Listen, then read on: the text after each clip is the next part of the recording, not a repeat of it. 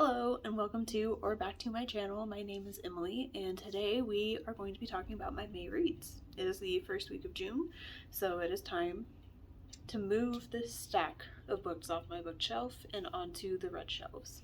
In the month of May, I read a total of 12 books. I apologize if you hear the vent, the AC just kicked on.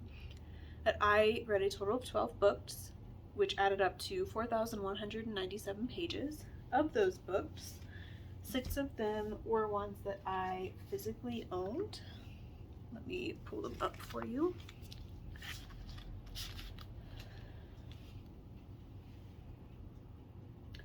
So we have The Incandescent, The Correspondent, Part of Your World, Carl's Doomsday Scenario, Agnes O'Bare's Mystical Cat Shelter, and A Witch's Guide to Magical Innkeeping.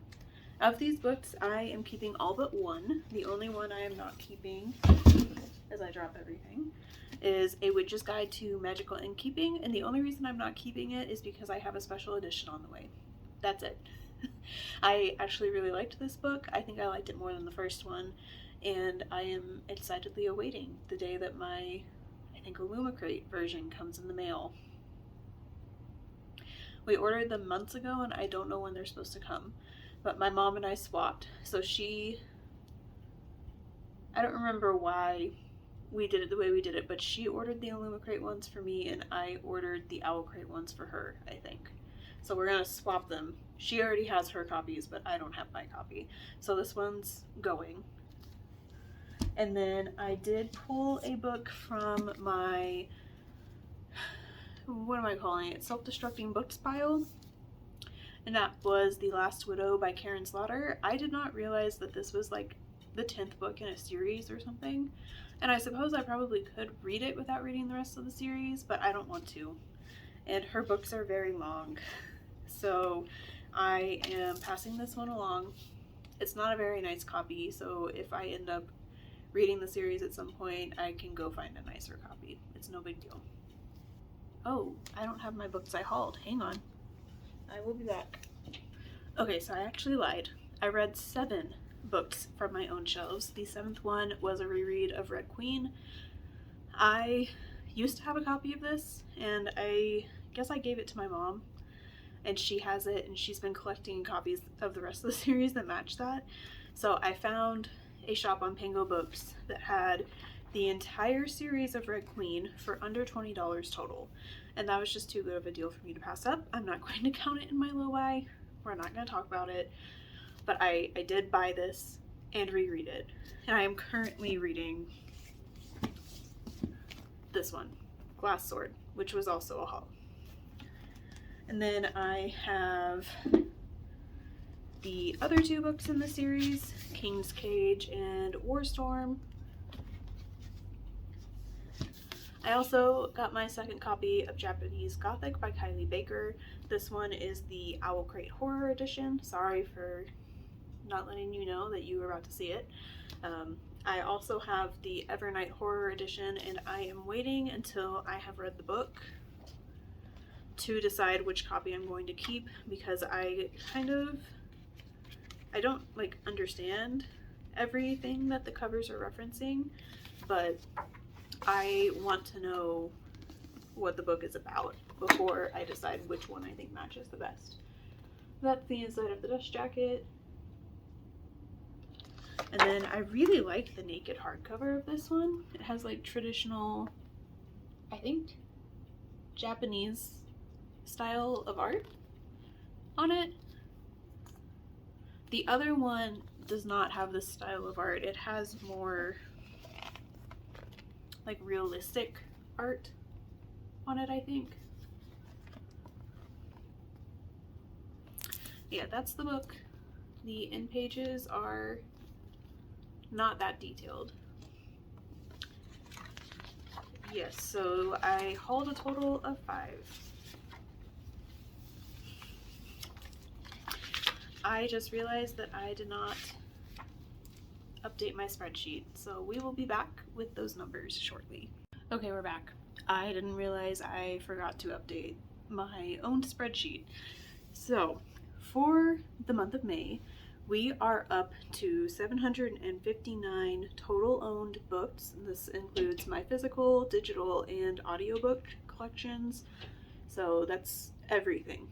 This is not 759 physical books that I have in my home, but that is up 4 books from April for 755, which makes sense because I did add 4 books and I took away a few, so it is what it is. And then for my total read, we are up from 351 to a total of 358 this month, which brings our read percentage up from 46.5 to 47.2. So we gained about 0.7% read. And that leaves us at a total of 401 unread books, and that is down 3 from my April number, which was 404. So overall, we're doing pretty good. I'm still not down to where I was before my April shopping spree, but we're getting there. I'm working on it. I don't anticipate buying more than I think 2 books this month, so I should be able to make those up pretty quickly. And I have a lot that I'm planning to read for Tarot Readathon, which is hosted by Deja's Book World and Noelle Sunday here on YouTube. So that's it for this portion. We are going to flip around as long as I can get my tripod to cooperate and not fall apart, and show you my book journal update. Alright, welcome back to my journal. For this very first page, I don't think we have anything to mark off currently. Some of these I can't mark off till the end of the year anyways, but I have been following my low buy rules. I did have to alter them slightly because of my little indie bookstore shopping spree situation, but I am following them, and we are on our way to that. I've read 70 books this year, so if I continue on that pace and primarily read my owned books and continue to unhaul ones that don't interest me anymore, we should be able to do that. And then for the series one, I'm still on track. I'm working through series and finishing them. Yeah, I think this up to date on all special editions boxes is within reach. If I keep focusing on them and reading 3 or 4 of them a month, I should be able to do it by the end of the year. And then selling 100 books, I'm pretty sure we've passed as of this month. So I might up that a bit. Moving on, we have my 26 and 26. I do finally have something to mark on here. How exciting. I actually have a couple of things I can mark. So in May, I read Part of Your World. I have actually finished the series as of the day that I'm filming this. Spoiler alert, they were all 5 stars. I think my favorite of the series was the last one, but I just finished that a couple of days ago, so that will not be reflected in this May update. Part of Your World focuses on a woman who is an ER doctor in Minneapolis. All 3 of the books are set in Minnesota, and she ends up having a one-night stand after leaving her long-term partner because he was cheating on her. And the one-night stand ends up turning into more than a one-night stand, as it always happens in romance books. This one focused on a character. So the main character, I cannot remember her name. I think it was Alexis. She is in her 40s, I think, or is about to be in her 40s, and she has a lot of family pressure on her because the hospital she works at is largely funded by her family and their legacy, and there has never been a time when someone in her family has not worked at the hospital. But as we find out at the beginning of the book, her brother is planning to leave the hospital in favor of being I don't remember what kind of doctor he was, but he was like Doctors Without Borders, maybe. He was working with them. He ends up leaving to do that, and so she has all of this pressure on her to continue being the doctor of her family at this hospital, but she really doesn't want to do that because her ex, who was mentally and emotionally abusive and also cheated on her, is her ER surgeon. Like, he's the head surgeon. So that's the short version of the book. I highly recommend it, but definitely check your triggers and the trigger warnings to see if there's anything in here that might be too much for you. As good as it was, you don't need to read it if it's going to impact your mental health negatively. Moving on. I also read Carl's Doomsday Scenario by Matt Dinniman. This is the second book in the Dungeon Crawler Carl series. I think I currently have books 2 through 5 or 6 maybe. And this was another 5-star. I know some people really don't care for this series, but this series does something to my brain. I don't know what it is. It itches it just right. If you have any recommendations for books that are similar to the Dungeon Crawler Horror series, please send them my way because I need more of this. I'm not going to explain the plot of this too much. I'll give you the synopsis of the first book since it's the second in a series. In the first book, Carl is our main character and he ends up in an RPG dungeon with his ex-girlfriend's cat, Donut. Aliens have come to planet Earth and decided that they wanted it, and anyone who was inside a building when they invaded is now most likely dead because all of the buildings collapsed and dungeon entrances opened. And the only option people had was to either sit outside until they died or go in the dungeon and try to escape and try to win planet Earth back. So I think in this book there are 18 levels in the dungeon, and I think in this one they make it down to 3. I think the entirety of the book is them on level 3. It kind of felt a little bit like a filler book because level 3 in the dungeon is not like the first 2 levels. It's more of like a rest and restock and find new things and level up as much as you can before you have to go to the next level kind of situation. And the other 2 levels don't have nearly as many opportunities for you to restock, and they have higher level bosses and stuff like that. Overall, I really liked this. I liked that we are getting more hints at Carl's life and how he became the way that he is. And we also got some emotional scenes from Donut in this one, and that was gut-wrenching, to say the least. For NPR's Best Books, I do have a couple to mark off. Well, maybe just one. Right now I have just one, but I am in the process of reading a few more. So the one that I read here was A Witch's Guide to Magical Innkeeping by Sanggu Mandana. This is technically a sequel to The Very Secret Society of Irregular Witches. So I'm not going to tell you too much about the plot because I don't want to spoil anything that happens in the first book, but our main character is banished because she used, I don't remember what they call it, but it was like forbidden magic to bring her dead aunt back from the dead because she could not fathom living without her. And they are banished at this inn together, and somebody from the college ends up out there, and his sister is autistic and she is really struggling with school, and the teachers are not doing what they're supposed to do for autistic students, long story short, and they end up out there to see like if this is something that would be good for her, maybe this would be a better fit than the school she was at, and he is doing research and trying to get a break from being at the university. Overall, it was very good. I think I gave it 5 stars.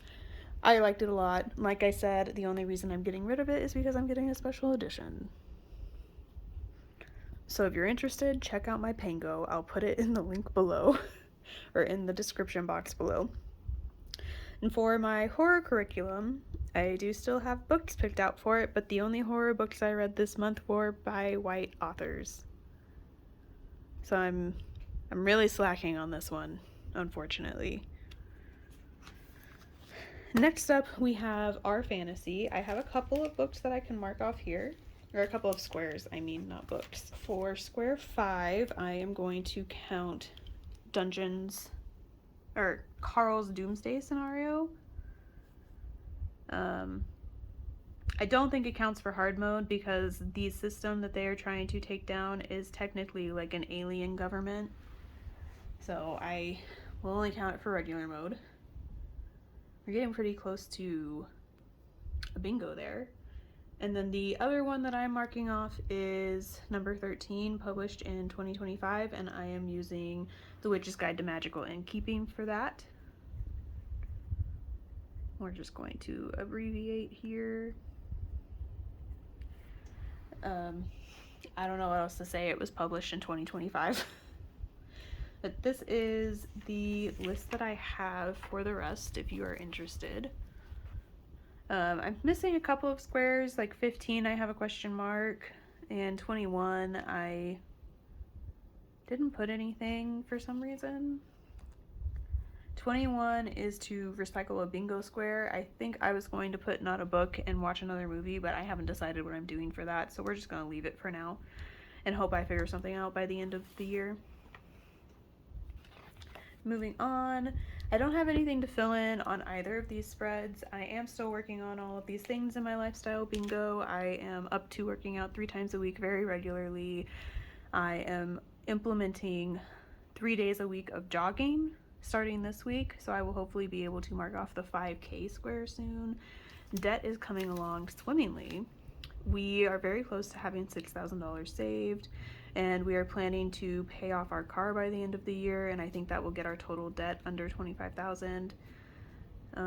Yeah, I have not done much on my crafting, so we will not look at those.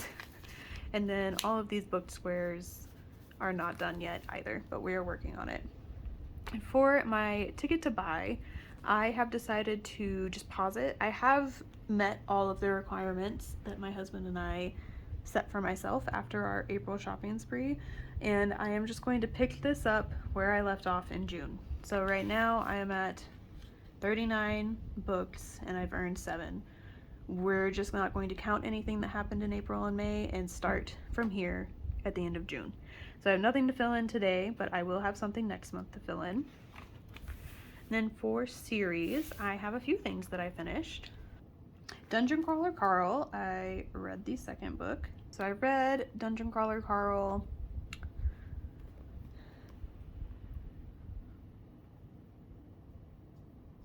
I am up to, I think, volume 10 of Witch Hat Atelier, so I have 3 left. I read the 9th one in May, and it was pretty good. At this point, I don't know what to tell you about the synopsis because I'm so deep into it. I don't want to spoil anything for you. For the spell shop, I did order a special edition of the 3rd one. It should be coming, I think in October it said. It is called Sea of Charms. So I'm technically caught up right now, but I would like to get Sea of Charms and read it by the end of the year. And then Red Queen, I didn't make progress on it because I've already read the first one, but I didn't have it in here because it was so long ago. Love Song to the Nation is a book by Bell Hooks. It's technically a trilogy, but they're like all nonfiction, they're essay collections, so I think you can read them out of order. And I finished All About Love in May, and I had started Communion, but I did not finish it in time before I had to return it to the library, and I'm still waiting for the audiobook to come back to me. So I will have progress on this one soon. I do not know what the second book is because Communion is listed as the 3rd. So I need to figure that out. And then Part of Your World, I started and I did not finish it in May, but again, spoiler alert, I have since finished it. So that one will be marked off when I give you a June update. Next up, we have A Year of Cozy from Fallen to Steph. This month's prompt is nostalgia, and I decided to lean into Summerween and also Nancy Drew. So for Summerween, I'm planning to start watching the Scream movies. There is a book, a nonfiction book that goes into like the behind the scenes of the Scream franchise, and I'm very interested in it. I really want to buy it. I really want to read it, but I know that it spoils every single one of the movies, and so far I have only seen the original Scream, I think from like the 90s. So I know nothing about the franchise. I don't want to spoil the movies ahead of time, so I am going to start watching all of them, and hopefully by the end of the year I'll have watched all of them. I think there are 8 or 9 now, so we have a lot to catch up on. And then for my second item that I wanted to do, I grew up playing the Nancy Drew computer games.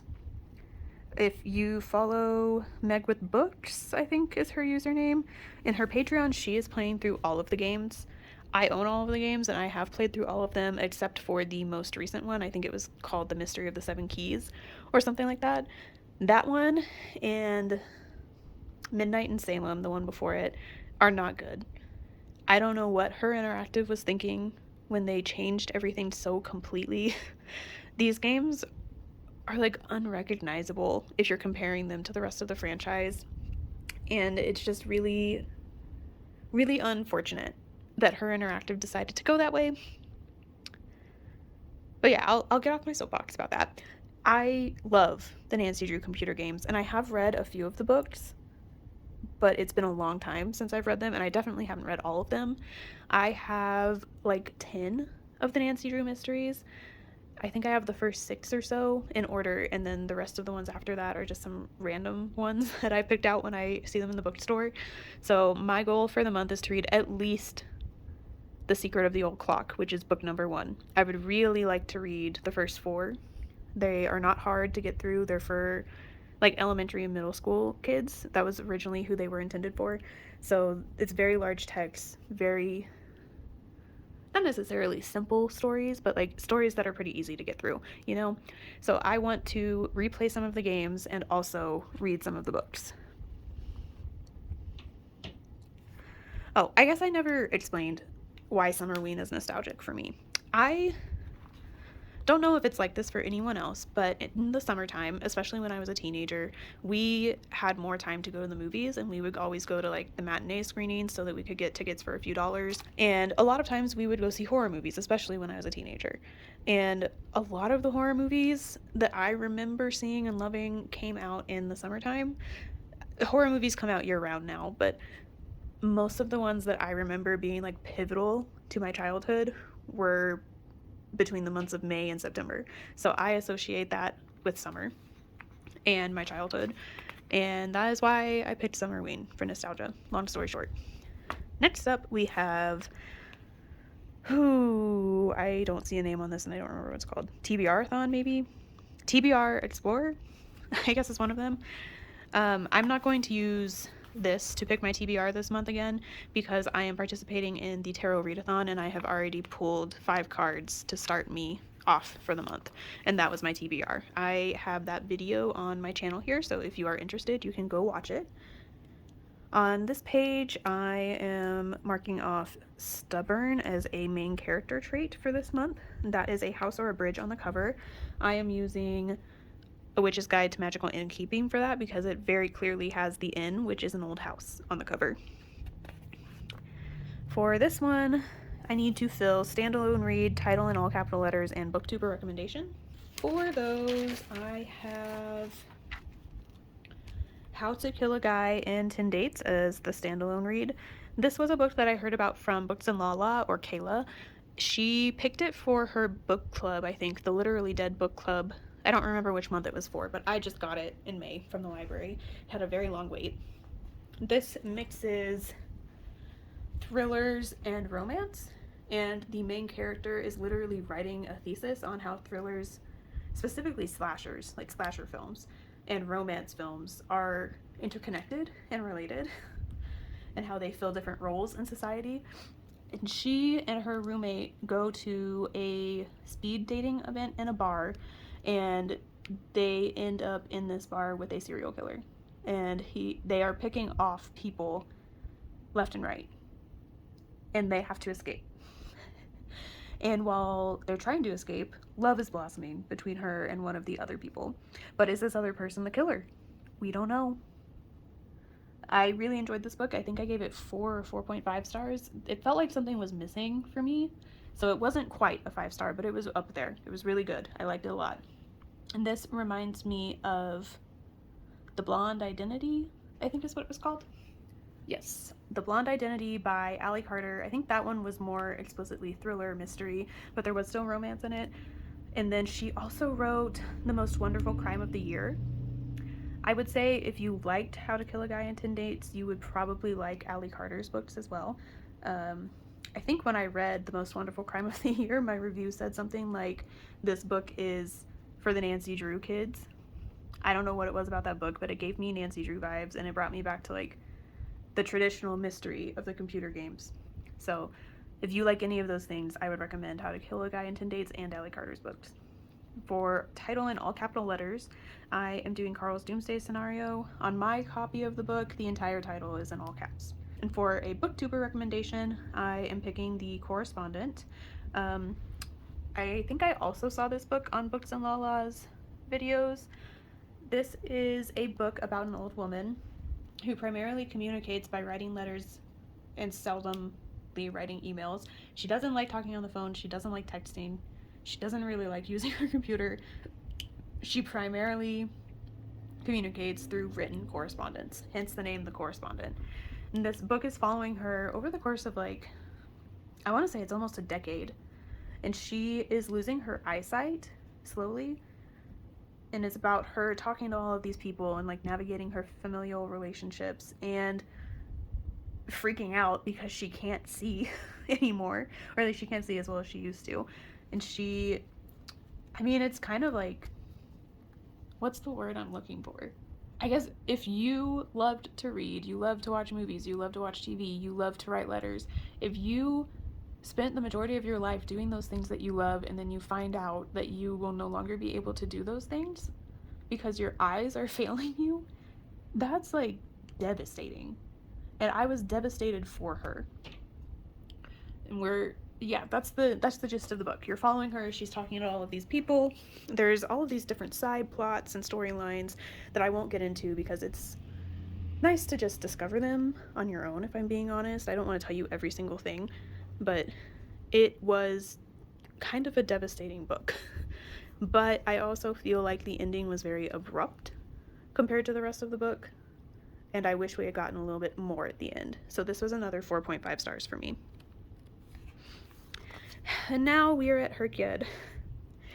You'll notice that this page looks quite a bit different from the last time you saw it. I did spend quite a bit of time entering all of my read books for the last year or two into my spreadsheet, and then I took everything that I've read this year and put it into a separate spreadsheet so that I could track how many prompts things were being used for and which ones they were being used for. All of these are things that I read before May. Now we need to fill in everything that I read in May. So for the alphabet, I'm going to put Red Queen in for Q. If you're new to Herkyed and you don't know what the rules are, for the alphabet challenge specifically, you can use the beginning letter of any of the words in the title or the names of the authors. So you can use their first, middle, or last initial. For this one, I used it for Q because I feel like Q might be hard to get. Then I also used The Incandescent for E because it is by Emily Tesh. This is one I don't think I've talked to you about, but it is in an Owl Crate video that is coming out soon, so I'm not going to tell you much. I'm not going to tell you much about it since I do talk about it in depth in that video. I gave it 4 stars. I liked it quite a bit, and I really liked the writing style. It was more so the plot that didn't get 5 stars from me, so I will be reading other books by Emily Tesh in the future. Then I have one for N. It is I Know a Place by Nat Cassidy. This is an anthology from Nat Cassidy. We are putting it in for N because I didn't have any other letters that it would fit on. This collection has Rest Stop, which is a novella that I talked to you about last month, I think. As I finished Rest Stop in April, and I did not realize when I bought a copy of Rest Stop that it was in this arc that I had already. Otherwise, I might not have bought it. But I liked that one. I liked Rest Stop, and then I enjoyed a lot of the stories that were in this collection. There were some that didn't hit well for me, but overall I ended up giving it 4 stars, I think. It was pretty good. There is something about Nat Cassidy's writing. I don't know what it is, but the way he writes worms its way into my brain and I can't forget about it. I don't know what it is, and it makes it so easy for me to visualize things, because there are a lot of books where I can't visualize anything. For a while I kind of thought that I had that condition where you just aren't able to like see things in your brain. No, I just need a very specific kind of description to be able to do it. And Nat Cassidy does it. But there is Rest Stop has stuck with me, and then there's another story. It was like the second or third one in the book, and it was about Elf on a Shelf. I hate dolls. I really, really hate dolls. I've always hated dolls. They creep me out. I'm convinced that they're going to come to life while I'm asleep and try to murder me. And that's not exactly what happens in this story, but a sentient elf shows up in this family's home and things go awry. And now I have a new fear unlocked. So there's that. I would recommend this one if you like horror, and if you've read Nat Cassidy's long form content, I think you would like this a lot. Next on the alphabet, I have All About Love. We're using it for L.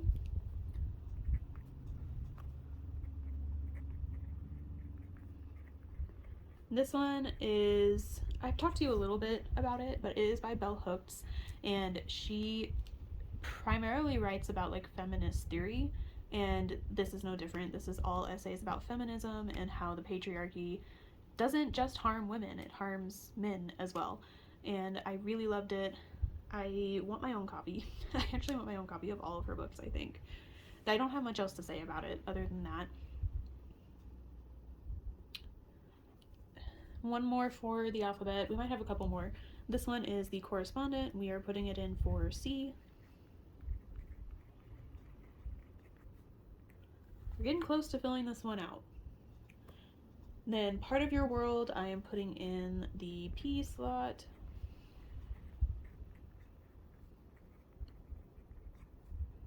Again, highly recommend it.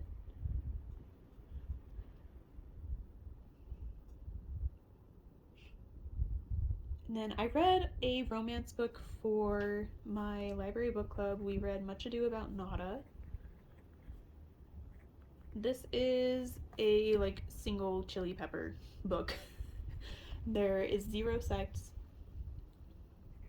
Her name is actually not pronounced Nada, it's Netta, I think. That's still not quite right. I really struggle to pronounce this name. I've heard it said a million times and I have not yet figured out how to make my mouth say it the way that I hear it. But the author of this book is named Uzma? Let me look it up, hang on. Her name is Uzma. So we are using this for you. It's Uzma Jalaluddin. This is about a woman who has been living with her parents. I think she's almost 30. She is Muslim, and she appears to not have any romantic prospects, and her family wishes that she did.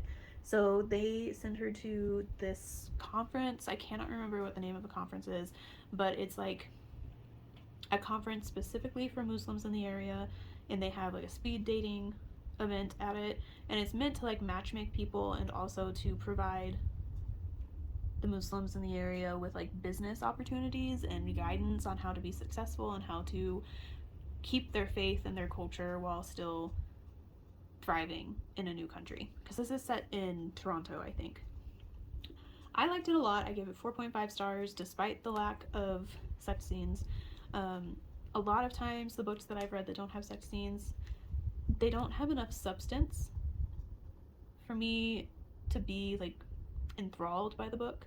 This one had a twist that got me really good. I don't know how I didn't put it together. I guess I just wasn't paying close enough attention, but it got me really, really good. And that's part of why I gave it 4.5 stars. I would pick up other things by this author. And I didn't get to go to book club last month, so I don't know what the rest of the group thought. But my friend who goes to book club and who has also read it said that she liked it quite a bit. One of the librarians I talked to when I was there for something else, and she said that it was just fine.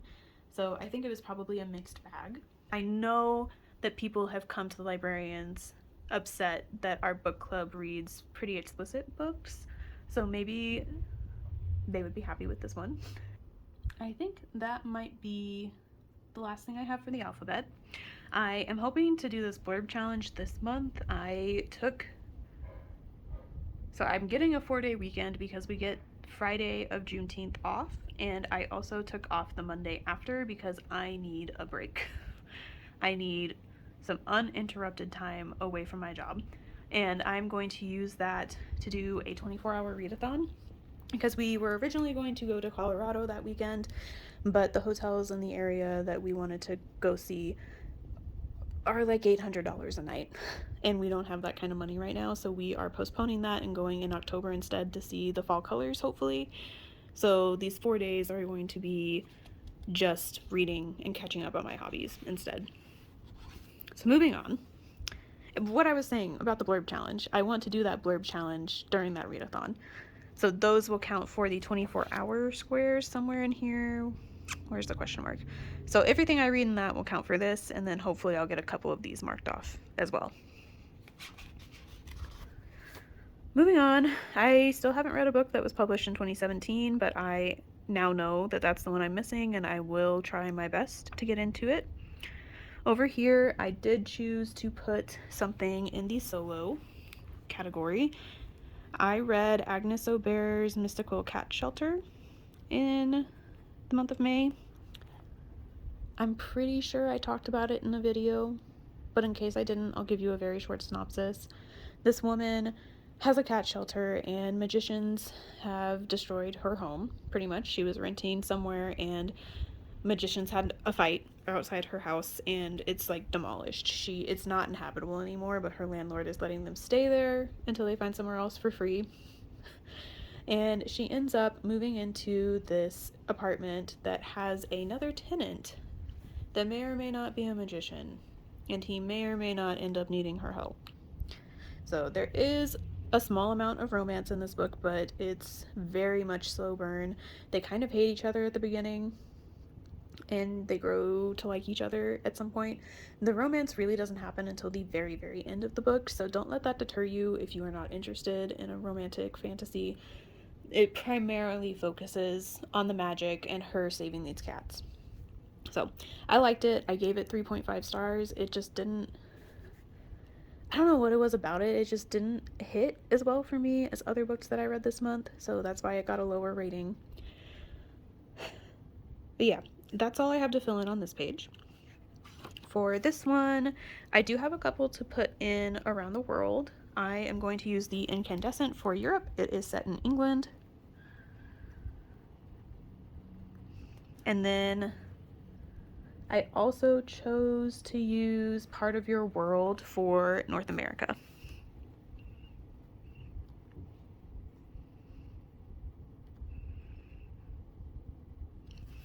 I think that's it for this one. I don't have anything else to put in the Queer Rainbow right now, but hopefully at the end of June I'll have quite a bit, since it's Pride Month. Happy Pride to all who celebrate, and if you don't celebrate, what are you doing? I think I have something to put in the Heritage Month. That might be a lie. That is not a lie. I have the Witch's Guide to Magical Innkeeping for AAPI. Sangbu Mandana is from India.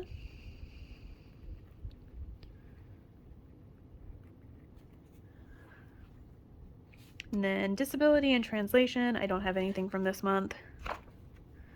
Award season, I think I have picked my award, and I am in the process of getting the books I need for it from the library and my shelf.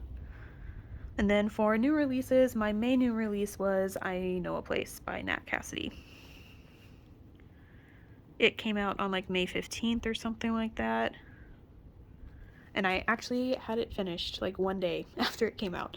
For once, I had an arc finished kind of close to the day it came out. And then we have a thriller to put in. So this challenge is done.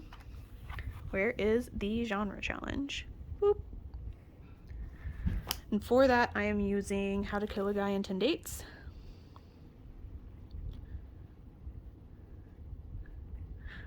Storygraph had this marked as horror, but I personally found it to be more of a thriller than horror.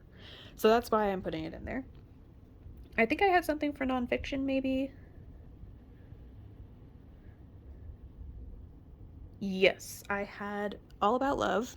And while I was going through it, I realized that I Want to Die But I Want to Eat Teobaki was used 3 times, so I have removed it from nonfiction. I just have one more to go for this square. I probably could put something in the BIPOC rep, but I don't think there's anything I really want to. I guess I could use Much Ado About Nada here. Much Ado About Nada here. And then I think the only other thing I have to put in here right now are some books on the rainbow. For orange, I have The Correspondent. I have a deluxe edition, and it is primarily orange. This is my copy. I think it's very pretty. It came with like a ribbon bookmark. I just love it so much, but it is primarily orange, so we are counting it for that. And then I am also going to use How to Kill a Guy in 10 Dates for the pink square. The cover is like a mixture of pink and red, but it's like very pink. So I think it counts for this. And then I don't have any creatures or adaptations to put in yet. I will have something in June. I just finished one that was a TV show, and I am currently watching the TV show. So this will be another one that I need to hone in on and try and figure out what I want to read for that. And then we are on my monthly stats page, the last one that I need to fill out. I hauled 5 books this month. I am unhauling 2. I read 12. And that totaled to 4,197 pages. And then I sold 12 books. I think like 4 or 5 of them were my books, and then the rest were ones that I'm selling for a friend, and we split the profit of what I make off of those ones. So the number in my earnings box is not going to really match up with the 12 books. Going off of the number, it would look like I was selling books for $2 or less, and that's not what's happening here. But I made $24.58 off of it this month. That is my lowest month for the year, but I also didn't have anything to list in May, and I didn't do much advertising at all. Usually I post like once a week in a Facebook group or something, but May was just so busy and I didn't have any new listings, so I didn't do it like I usually do. Hopefully the June number will go up. I have already sold a couple as of the filming of this, so hopefully those numbers will keep going back up. And then for my best book of the month, that would have to be Dungeon Crawler Carl or Part of Your World. It's difficult for me to pick between the two of them, so we're just gonna put them both. And then my worst book is by no means a bad book. I still enjoyed it, and I will be keeping my copy, but I had Agnes Aubert's Mystical Cat Shelter as my lowest rated book of the month. It was still a 3.5, so it wasn't that low. That is all for this month's wrap up.